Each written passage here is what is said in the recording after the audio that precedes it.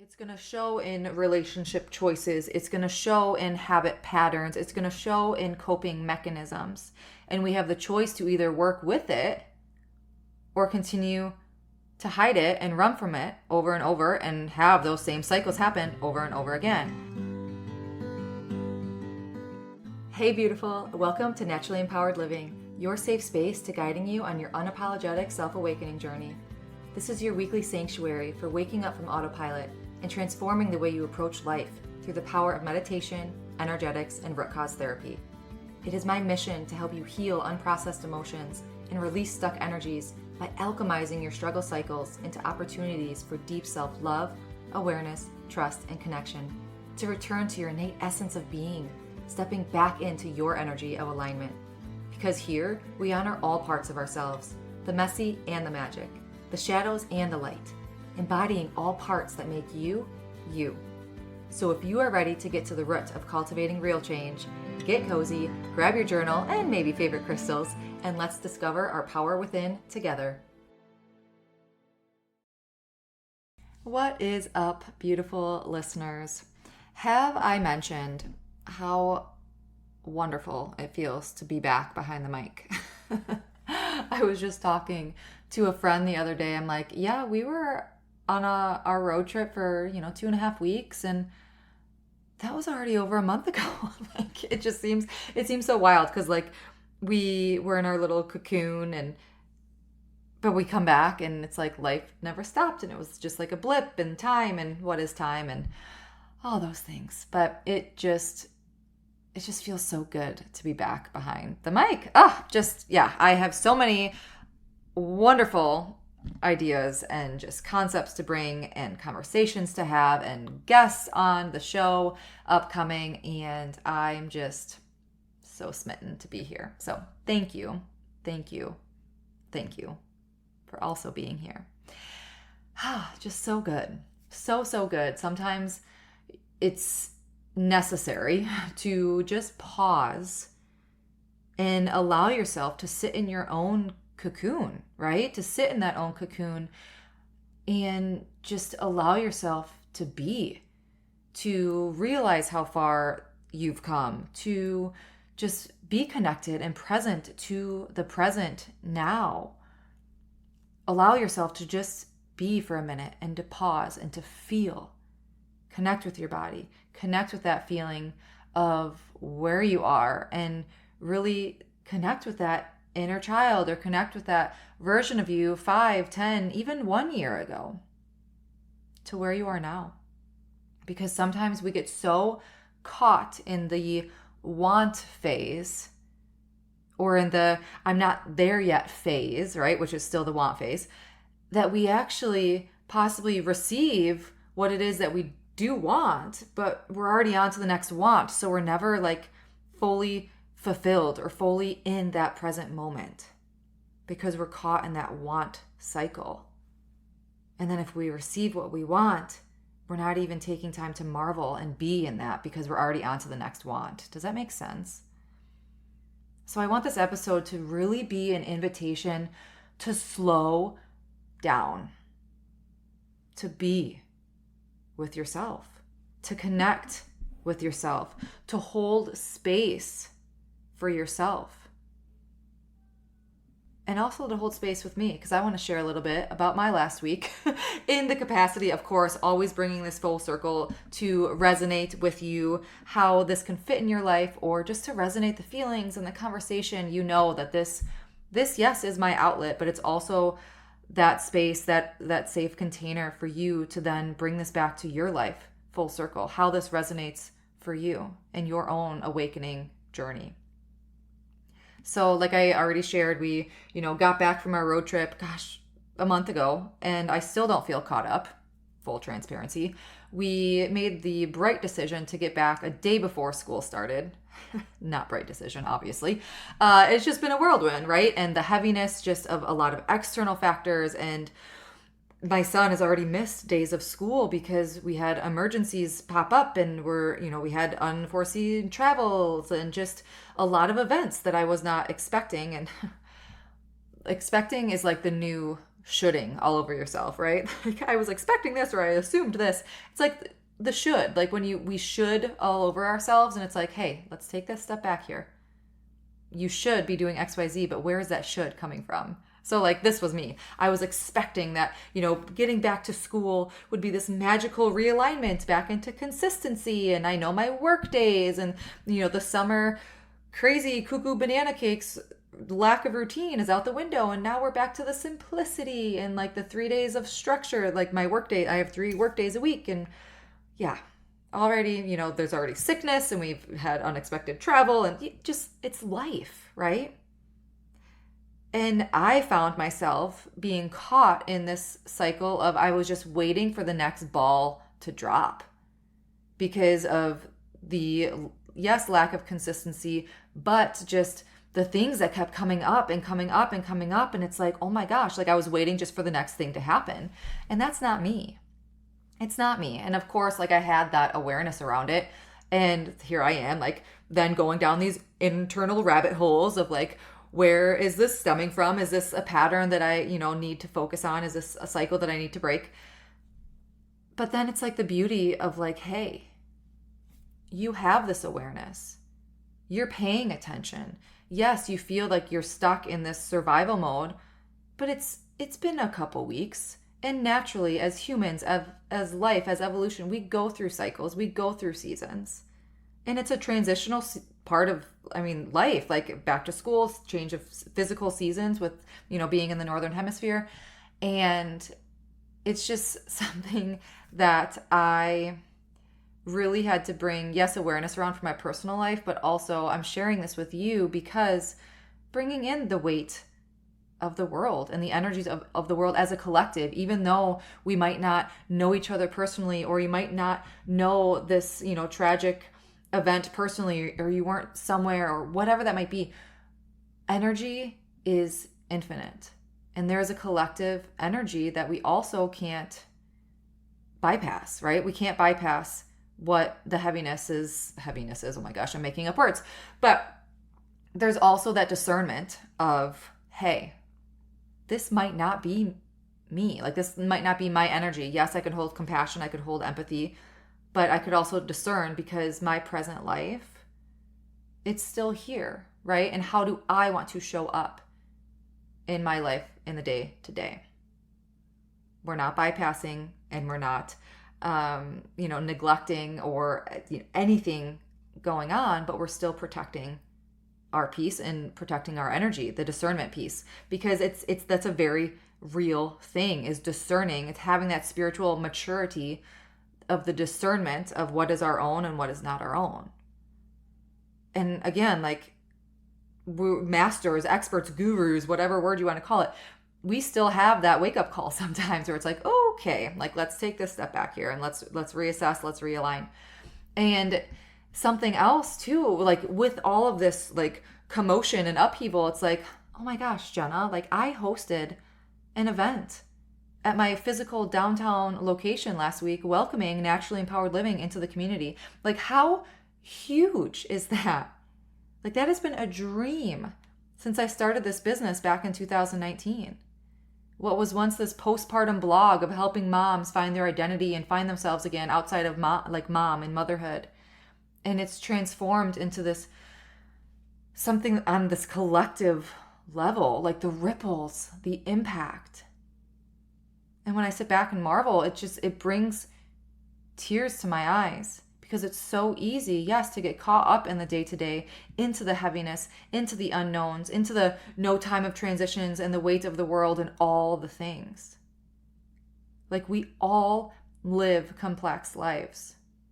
We all live through hardships. We all live through ebbs and flows and seasons and the ups and the downs, and we all have different upbringings and environments and social atmospheres and dynamics, and none of that is to ever be bypassed. Yet something that I want to talk about today is how we are all made up of energy and how we all have emotions, right? The energy, the emotions, the feelings within us. Like emotions are incredible. They are the language of our soul. They're part of our life experience. They are a communication method for ourselves, a guidance system, if we allow them to be, right? And they're all necessary, right? And it becomes a tricky situation when, one person might have a different upbringing than another, and then those two, collide later in life, and then they're like, well, I don't know, maybe one person doesn't talk about emotions, and maybe one person does, and like it's beautiful, the human experience. But with that, like I just said, like based on our experiences and how our body is taught to process said experiences, that's where that nervous system science comes into play. These emotions, these energies can get stuck within our bodies. And this is something that I talked about at the event that we hosted last week. And this is what I kind of want to talk about today too, because it was a very foundational level. Like this event, it brought in people that had no idea what root cause therapy was, had no idea what I did, right? For the services and offerings that I can bring to others. And it was kind of funny. I didn't really know what to expect. Like I kind of thought it was going to be this mingly, like I had little flyers and brochures and like little pamphlets to read and there was like a little cheese tray, water, whatever. And I was like, I don't know what to expect. And it turned into be not my worst nightmare, but it made me laugh because I used to cry like in any sort of public speaking engagement. I could never do it. And it turned into be like me speaking, in front of a group of people, which was so good for me. I could hear my voice cracking. And not that I wasn't confident in what I was saying or competent in what I was saying. It was the lack of comfort because it was something that I always ran away from, public speaking. And now it's so funny. Here I am having a podcast, and like goals of mine are like to get some sort of speaking coach in the future to be able to talk on stage and have these huge presentations. Oh my gosh, talk about, just life goals of speaking to the masses. But I just hearing my voice crack, it just brought me so much joy and gratitude because I would have never done something like that in the past. But okay, anyway, coming back, reeling it back in here. What we talked about, as, they're like, what do you do? What is root cause therapy? Give us your spiel, right? And this is kind of the road that I went down in the capacity of just sharing, like, we can all be so different. However, we're all so the same in another sense. Like, we are all still human, right? And what I want to share is how these emotions, how this energy can ultimately, direct and guide our path, like unraveling some truth behind how we are the way we are and how we act and react and process and live our lives is partially dependent on our past experiences. And also, more importantly, not only our past experiences, but how our bodies responded to those experiences. Because it's not necessarily an event that may have an impact or an imprint on you. It's rather how your body responds, how your nervous system was able to hold that and process that in the moments. So an imprint or a stuck emotion, if you will, happens when an event overwhelms our body's capacity to actually process what is happening in that moment. So what possibly might be traumatizing for one person might not be for another. So it's not the situation alone that may cause a trauma. And, caveat here, like there are certain experiences that probably will cause trauma to the masses because of the extremity of that. However, it is an energetic component that overwhelms our system's capacity to process the experience and how we do something in those moments. And more often than not, in the collective society that we live in, we often choose to ignore or shove under the rug or suppress or repress these said feelings or these said experiences or emotions or imprints simply because it's more comfortable to not think about it, to not handle it.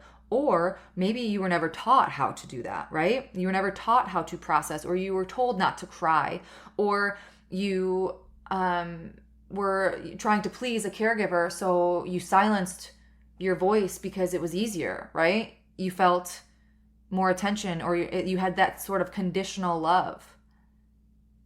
However, that leads to the compounded emotions and stuck energies and blockages formed because we're not fulfilling that loop, that emotional loop within our body. And ultimately, coming from a woo-woo standpoint now, like we kind of just brought up a little bit of nervous system, now to bring up this woo-woo piece, is when we have these compounded stuck emotions, it ultimately like gunks up. It causes interference with our energy of alignment, with our highest intentions, with our highest good. So avoidance, in my opinion, if your goal is like to live free and peaceful and full of love and gratitude, avoidance is not an option long term. Because if you keep avoiding, you're going to keep having the same triggers. You're going to keep having the same experiences because that stuck emotion or that compounded energy within you, it starts to create this pattern because your nervous system had that experience, felt that emotion, wasn't able to process said emotion. So now that's what's normal. That's what's comfortable. When you feel that emotion or when you're in that sort of situation again, your nervous system reverts back to, oh, this is how we felt. This is what we did. This is what's going to happen again. And that's how these loops and these patterns keep happening. And eventually, I mean, it's going to keep coming up to the surface. It's going to show in relationship choices. It's going to show in habit patterns. It's going to show in coping mechanisms. And we have the choice to either work with it or continue to hide it and run from it over and over and have those same cycles happen over and over again. And I know that we've talked about this before on the show, but also just having that event last week, there's been a lot of an influx of listeners over the past few weeks. And I'm just so thankful for this.